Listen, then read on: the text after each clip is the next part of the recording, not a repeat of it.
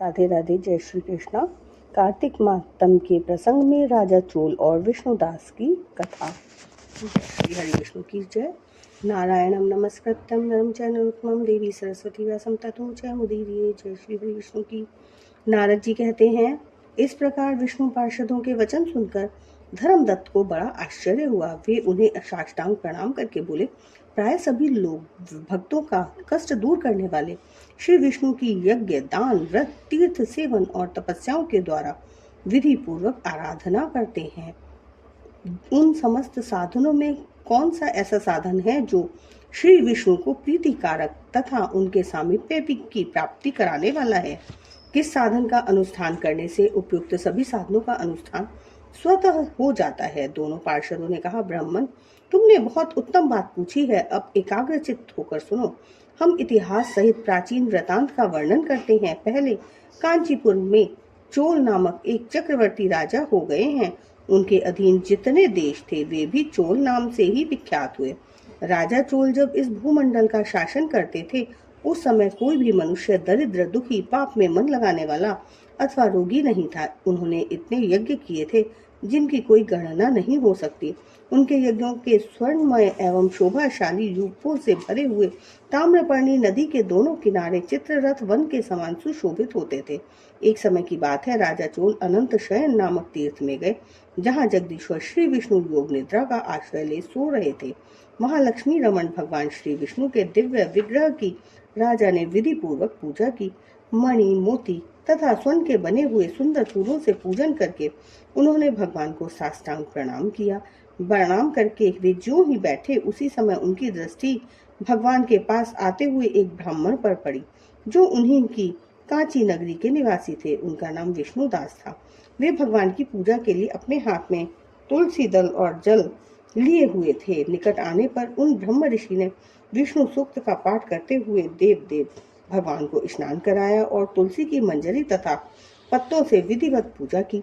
राजा चोल ने जो पहले रत्नों से भगवान की पूजा की थी, वह सब तुलसी पूजा से ढक गई। यह देख राजा कुपित होकर बोले, विष्णुदास, मैंने मणियों तथा स्वर्ण से भगवान की पूजा की थी, वह कितनी शोभा पा रही थी, किंतु तुमने तुलसी दल चढ़ाकर सब ढक दिया। बताओ ऐसा क्यों किया? मुझे तो ऐसा जान पड़ता है तुम बड़े मूर्ख हो, भगवान विष्णु की भक्ति को बिल्कुल नहीं जानते। तभी तो तुम अत्यंत सुंदर सजी सजाई पूजा को पत्तों से ढके जा रहे हो।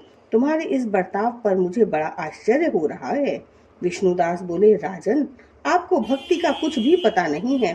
केवल राज रखने के कारण आप घमंड कर रहे हैं। बताइए तो, आज से पहले आपने कितने वैष्णव व्रतों का पालन किया है? राजा ने कहा, ब्राह्मण, यदि तुम विष्णु भक्ति से अत्यंत गर्व में आकर ऐसी बातें करते हो तो बताओ, तुम में कितनी भक्ति है? तुम तो दरिद्र हो, निर्धन हो। तुमने श्री विष्णु को संतुष्ट करने वाले यज्ञ और दान आदि कभी नहीं किए हैं तथा पहले कहीं कोई देवालय भी नहीं बनवाया है। ऐसी दशा में भी तुम्हें अपनी भक्ति का इतना घमंड है। अच्छा, तो आज यहाँ जितने भी श्रेष्ठ ब्राह्मण उपस्थित हैं, वे सभी कान खोलकर मेरी बात सुन ले। देखना है मैं पहले भगवान विष्णु का दर्शन पाता हूँ या यह, इससे लोगों को स्वयं ही ज्ञात हो जाएगा कि हम दोनों में से किसमें कितनी भक्ति है। दोनों पार्षद बोले, ब्राह्मण। यह कहकर राजा चोल अपने राजभवन को चले गए और उन्होंने महर्षि मुद्गल को आचार्य बनाकर वैष्णव यज्ञ का अनुष्ठान आरंभ किया, जिसमें बहुत से ऋषियों का समुदाय एकत्रित हुआ। बहुत सा अन्न खर्च किया गया और प्रचुर दक्षिणा बांटी गई। जैसे पूर्व काल में गया क्षेत्र के भीतर ब्रह्मा जी ने समृद्धिशाली यज्ञ का अनुष्ठान किया था, उसी प्रकार राजा चोल ने भी महान यज्ञ आरंभ किया। उधर विष्णुदास भी वहीं भगवान के मंदिर में ठहर गए और श्री विष्णु को संतुष्ट करने वाले शास्त्रोक्त नियमों का भली भांति पालन करते हुए सदा ही व्रत का अनुष्ठान करने लगे। माघ और कार्तिक के व्रत, तुलसी के बगीचे का भली भांति पालन, एकादशी का व्रत, द्वादश अक्षर मंत्र का जप तथा गीत, नृत्य आदि मांगलिक उत्सवों के साथ षोडशोपचार द्वारा प्रतिदिन श्री विष्णु की पूजा, यही उनकी जीवनचर्या थी। वे इन्हीं व्रतों का पालन करते थे। चलते, खाते और सोते समय भी उन्हें निरंतर श्री विष्णु का स्मरण बना रहता था। वे समदर्शी थे और संपूर्ण प्राणियों में भगवान विष्णु को स्थित देखते थे। उन्होंने भगवान विष्णु के संतोष के लिए उद्यापन विधि सहित माघ और कार्तिक के विशेष विशेष नियमों का भी सर्वथा पालन किया था। इस प्रकार राजा चोल और विष्णुदास दोनों ही भगवान विष्णु की आराधना करने लगे। दोनों ही अपने अपने व्रत में स्थित रहते थे। दोनों की ही इंद्रियों और दोनों के ही कर्म भगवान में ही केंद्रित थे। एक दिन की बात है, विष्णुदास ने नित्य क्रम करने के पश्चात भोजन तैयार किया, किंतु उसे किसी ने चुरा लिया। चुराने वाले पर किसी की दृष्टि नहीं पड़ी। विष्णुदास ने देखा भोजन गायब है। फिर भी उन्होंने दोबारा भोजन नहीं बनाया, क्योंकि ऐसा करने पर सायंकाल की पूजा के लिए अवकाश नहीं मिलता, अतः प्रतिदिन के नियम के भंग हो जाने का भय था। दूसरे दिन उसी समय पर भोजन बनाकर वे ज्यों ही भगवान विष्णु को भोग लगाने के लिए गए, त्यों ही कोई आकर फिर सारा भोजन हड़प ले गया। इस प्रकार लगातार 7 दिनों तक कोई आकर उनके भोजन का अपहरण करता रहा। इससे विष्णुदास को बड़ा विस्मय हुआ। वे मन ही मन इस प्रकार विचार करने लगे, अहो, यह कौन प्रतिदिन आकर मेरी रसोई चुरा ले जाता है। मैं क्षेत्र संन्यास ले चुका हूँ, अतः अब किसी तरह इस स्थान का परित्याग नहीं कर सकता। यदि दोबारा भोजन बनाकर करूं तो सायंकाल की यह पूजा कैसे छोड़ दूं। कोई सा भी पाक बनाकर मैं तुरंत भोजन तो करूंगा ही नहीं, क्योंकि जब तक सारी सामग्री भगवान विष्णु को निवेदन न करूं तब तक मैं भोजन नहीं करता। प्रतिदिन उपवास करने से मैं इस व्रत की समाप्ति तक जीवित कैसे रह सकता हूं। अच्छा, आज मैं रसोई की भली भांति रक्षा करूंगा। यूं सोचकर भोजन बनाने के पश्चात वे वहीं कहीं छिप कर खड़े हो गए। इतने में ही एक चांडाल दिखाई दिया, जो रसोई का अन्न हड़प ले जाने को तैयार खड़ा था। भूख के मारे उसका सारा शरीर दुर्बल हो रहा था। मुख पर दीनता छा रही थी। शरीर में हाड़ और चाम के सिवा कुछ बाकी नहीं बचा था। उसे देखकर श्रेष्ठ ब्राह्मण विष्णुदास का हृदय करुणा से व्यथित हो उठा।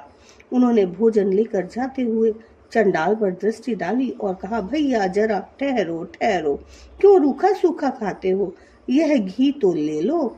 इस तरह बोलते हुए विप्रवर विष्णुदास को आते देख चंडाल बड़े वेग से भागा और भय से मूर्छित होकर गिर पड़ा। चंडाल को भयभीत और मूर्छित देख द्विज से विष्णुदास वेग से चलकर उसके पास पहुंचे और करुणावश अपने वस्त्र के किनारे से उसको हवा करने लगे।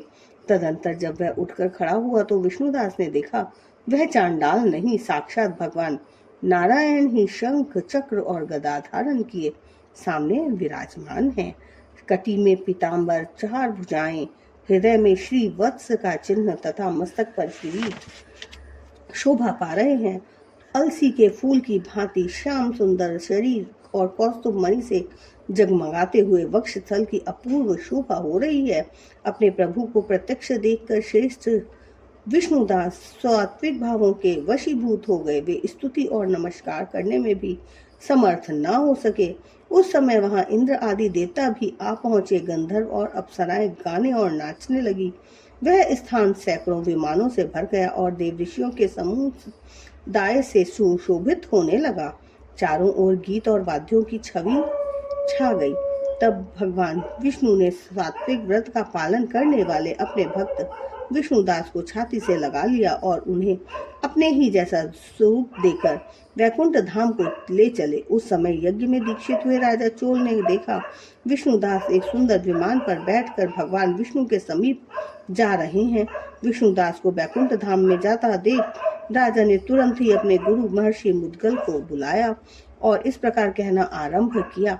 राजा बोले, जिसके साथ लाग डांट होने के कारण मैंने यह यज्ञ दान आदि कर्म का अनुष्ठान किया है, वह ब्राह्मण आज भगवान का रूप धारण करके मुझसे पहले ही वैकुंठ में जा रहा है। मैंने इस वैष्णव याग में भली भांति दीक्षित होकर अग्नि में हवन किया और दान आदि के द्वारा ब्राह्मणों का मनोरथ पूर्ण किया, तथापि अभी तक भगवान मुझ पर प्रसन्न नहीं हुए और इस ब्राह्मण को केवल भक्ति के ही कारण श्री हरि ने प्रत्यक्ष दर्शन दिया है। अतः जान पड़ता है भगवान विष्णु केवल दान और यज्ञों से प्रसन्न नहीं होते, उन प्रभु का दर्शन कराने में भक्ति ही प्रधान कारण है। दोनों पार्षद कहते हैं, यूं कहकर राजा ने अपने भांजे को राज सिंहासन पर अभिषिक्त कर दिया। वे बचपन से ही यज्ञ की दीक्षा लेकर उसी में संलग्न रहते थे, इसलिए उन्हें कोई पुत्र नहीं हुआ। यही कारण है कि उस देश में अब तक भांजे ही सदा राज्य के उत्तराधिकारी होते हैं। वे सब के सब राजा चोल के द्वारा स्थापित आचार का ही पालन करते हैं। भांजे को राज्य देने के पश्चात राजा यज्ञशाला में गए और यज्ञ कुंड के सामने खड़े होकर श्री विष्णु को संबोधित करते हुए 3 बार उच्च स्वर से निम्नांकित वचन बोले। भगवान विष्णु, आप मुझे मन, वाणी, शरीर और क्रिया द्वारा स्थिर भक्ति प्रदान कीजिए। यूं कहकर वे सब के सब देखते देखते अग्नि में कूद पड़े। उस समय मुद्गल मुनि ने क्रोध में आकर अपनी शिखा उखाड़ डाली। तभी से आज तक उस गोत्र में उत्पन्न होने वाले समस्त मुद्गल ब्राह्मण बिना शिखा के ही रहते हैं। राजा जो ही अग्नि में कूदे, उसी समय भक्त वत्सल भगवान विष्णु प्रकट हो गए और उन्होंने राजा को छाती से लगा एक श्रेष्ठ विमान पर बैठाया। फिर अपने ही समान रूप देकर उन देवेश्वर ने देवताओं सहित बैकुंठ धाम को प्रस्थान किया। उक्त दोनों भक्तों में जो विष्णुदास थे, वे तो पुण्यशील नाम से प्रसिद्ध भगवान के पार्षद हुए, और जो राजा चोल थे उनका नाम सुशील हुआ। वे ही दोनों हैं। लक्ष्मी जी के प्रियतम श्री हरि ने हमें अपने समान रूप देकर अपना द्वारपाल बना लिया। इसलिए धर्मज्ञ ब्राह्मण, तुम भी सदा भगवान विष्णु के व्रत में स्थिर रहो। मात्सर्य और दंभ का परित्याग करके सर्वत्र समान दृष्टि रखो। तुला, मकर और मेष की संक्रांति में सदा प्रातः स्नान किया करो। एकादशी के व्रत में लगे रहो और तुलसी वन की रक्षा करते रहो। ब्राह्मणों, गौं तथा वैष्णवों की सदा ही सेवा करो। मसूर, कांजी और बैगन खाना छोड़ दो। धर्मदत्त, ऐसा करने से तुम भी शरीर का अंत होने पर श्री विष्णु के परम पदों को प्राप्त करोगे। जैसे हम लोगों ने भगवान की भक्ति से ही उन्हें पाया है, उसी प्रकार तुम भी उन्हें प्राप्त कर लोगे। तुमने जन्म से लेकर अब तक जो श्री विष्णु को संतुष्ट करने वाला यह व्रत किया है, इससे यज्ञ, दान और तीर्थ भी बड़े नहीं हैं। वे प्रवर, तुम धन्य हो, क्योंकि तुमने जगत गुरु भगवान श्री विष्णु को प्रसन्न करने वाले इस व्रत का अनुष्ठान किया है, जिससे एक भाग का पुण्य पाकर ही प्रेत योनि में पड़ी हुई कलहा मुक्त हो गई। अब हम लोग इसे भगवान विष्णु के लोक में लेकर जा रहे हैं। नारद जी कहते हैं, राजन, इस प्रकार विमान पर बैठे हुए विष्णु के दूतों ने धर्मदत्त को उपदेश देकर कलहा के साथ बैकुंठ धाम की यात्रा की। तत्पश्चात धर्मदत्त भी पूर्ण विश्वास के साथ उस व्रत में लगे रहे और शरीर का अंत होने पर अपनी दोनों पत्नियों के साथ वे भगवान के परम धाम को चले गए। जो पुरुष इस प्राचीन इतिहास को सुनता और सुनाता है, वह जगत गुरु भगवान की कृपा से उनका सानिध्य प्राप्त करके कराने वाली उत्तम गति पाता है। श्री हरि विष्णु की जय। राधा रानी की जय। श्री कृष्णा, जय श्री कृष्णा, जय श्री कृष्णा।